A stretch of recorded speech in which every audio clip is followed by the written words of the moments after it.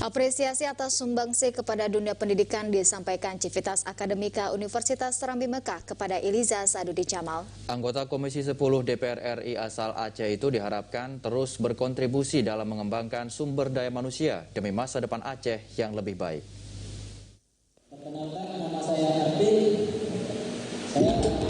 Apresiasi disampaikan Rektor Universitas Serambi Mekah, Dr. Teguh Abdurrahman, di sela kuliah umum Iliza Sadudin Jamal di hadapan mahasiswa penerima beasiswa Kartu Indonesia Pintar atau KIP Kuliah 2021 di Aula SMK Al-Mubarakiyah Aceh Besar pada Kamis kemarin. Penyaluran beasiswa yang merupakan usul politisi Partai Persatuan Pembangunan ini dinilai sangat membantu keinginan anak-anak Aceh, khususnya mereka yang berasal dari keluarga kurang mampu.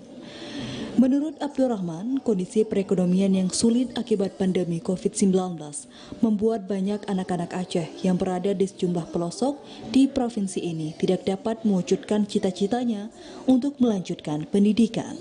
Padahal mereka juga memiliki potensi yang tidak kalah dengan anak-anak dari keluarga mampu. Abdurrahman berharap anggota DPR RI asal Aceh ini terus memperhatikan kemajuan pendidikan Aceh dengan mengusul tambahan mahasiswa penerima beasiswa.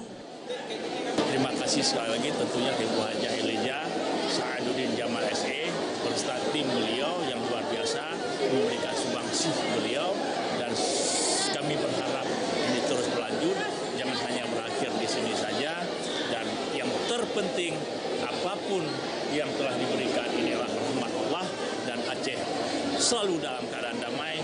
Itu harapan kami terakhir dan siap dalam perjuangan untuk mendapat pendidikan demi keputraan rakyat Aceh dengan visi misi Universitas Serambi Mekah unggul, kreatif dan berintegritas. Abdurrahman menambahkan sejumlah prestasi telah diraih mahasiswa maupun dosen di Universitas Serambi Mekah sebagai komitmen memajukan pendidikan Aceh. Berbagai prestasi ini diharap dapat mewujudkan kejayaan Aceh, khususnya di bidang pendidikan.